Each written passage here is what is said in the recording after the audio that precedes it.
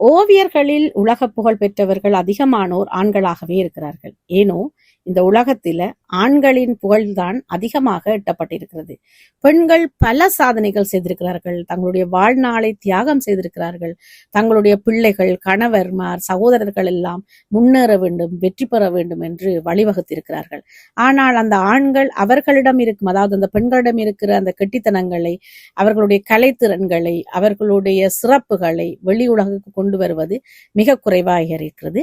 ஆனால் இன்று நான் உங்களுக்கு இந்த காட்சிப்படுத்தும் இந்த பெண்மணி ஒரு ஓவியர், பாரிஸ் நகர்ல இருக்கிறார்.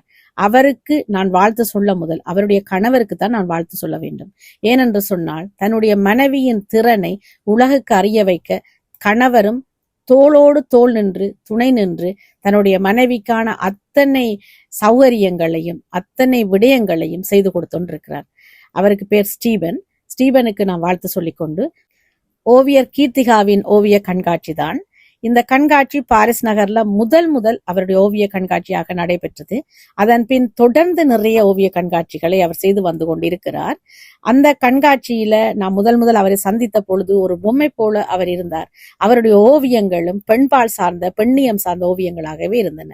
நிறைய வடிவமான ஓவியங்களாக இருந்தாலும் ஒவ்வொரு ஓவியங்களிலும் ஒவ்வொரு பெண்களுடைய விடயங்களை சொல்லியிருந்தார்.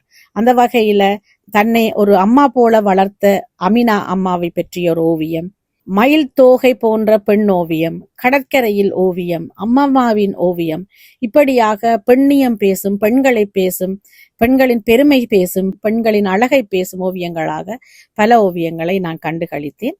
இந்த கண்காட்சியில் ஓவியர் கீர்த்திகாவை சந்தித்ததோடு, அவருடைய ஓவியங்களை கண்டு மகிழ்ந்ததோடு, அவருக்கான இந்த வழியை செய்து கொடுத்த பிரெஞ்சு நாட்டவர்களுக்கும் நான் நன்றி கூறிக்கொண்டேன். அவர் வாழும் ஊரில், அதாவது பாரிஸில் ஒரு நகரத்தில் வாழ்கிறார்.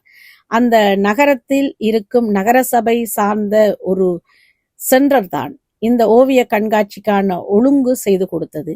அது மட்டுமல்லாமல் பாரதியார் பாடலை போட்டு தமிழ் உணவை சுவைக்க வைத்து தமிழ் மொழியில் இந்த ஓவியங்களுக்கான விளக்கங்களை எல்லாம் எழுத வைத்திருந்தது மிக சிறப்பாக இருந்தது. தமிழர்கள் நாம் தான் எம் மொழியை பற்றி சிந்திப்பதில்லை, அவர்களுக்கான சரியான வழியை வகுத்து கொடுப்பதில்லை. ஆனால் வெளிநாட்டவர்கள் எமக்காக, எம் இனத்துக்காக, எம் மொழிக்காக எல்லா வகையான சிறப்புகளையும் செய்து கொண்டிருக்கிறார்கள். ஆகவே நாமும் அவர்களோடு இணைந்து அவர்களை முன்னுக்கு கொண்டு வர முயற்சி செய்வோம். எம்மவரின் புகழ் உலகை எட்ட முயற்சி செய்வோம். தமிழ் மொழியை போற்றுவோம், தமிழ் இனத்தை போற்றுவோம், உலகத்தவரோடு இணைந்து வாழ்வோம்.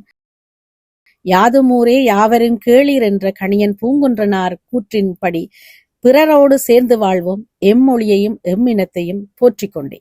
வணக்கம்.